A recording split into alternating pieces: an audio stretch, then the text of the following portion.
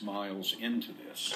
And so thousands of people, both sides of the street, cheering the runners on when the explosions occurred. This is a little bit of an aerial view of Boylston Street. Down at the bottom of the frame is the finish line. You see where the first explosion was. The second explosion, about 15 seconds later, occurred up the street.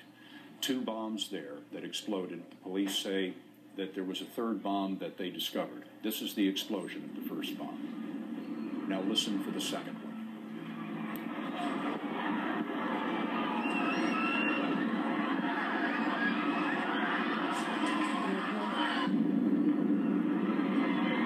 And there is the second explosion. Let's listen for just a moment.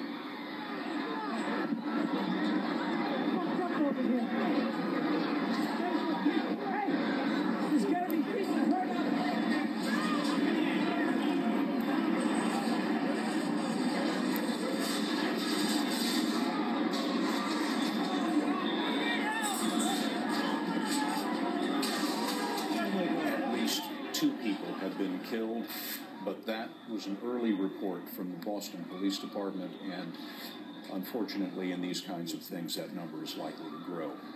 More than 50 people are reported in various emergency rooms in the area. Many of them are in critical condition. There has been some traumatic amputation of limbs on the part of some of the people in the crowd.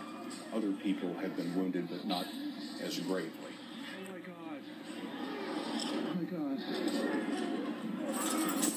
We were just talking to John Miller about some of the possibilities regarding foreign terrorists, and our Bob Orr has been talking with his sources about the possibility of domestic terrorism. He's in our Washington bureau now. Bob? Scott, we have to say at the outset, we have no idea who's behind this. The list of suspects is open-ended. It could be Al-Qaeda, it could be someone influenced from or by Al-Qaeda, or it could be a domestic lone wolf or a domestic group. One thing I want to raise here is we have to take a look at the calendar.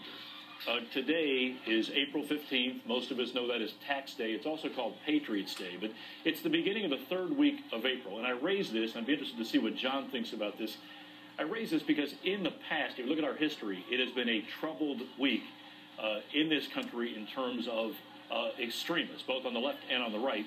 The biggest events have happened with right-wing domestic extremists. The Waco siege, for example, in Waco, Texas, came down in a fiery end on April 18th and 19th. Oklahoma City, the bombing by McVeigh in Nichols, happened on April 19th, the same date in 1995. I'm not saying that those things have anything to do with this, but over the years, frankly, this has been a week that's sometimes unnerved law enforcement because there are sympathizers and there are radicals who, in some twisted way, sometimes think about commemorating those kinds of awful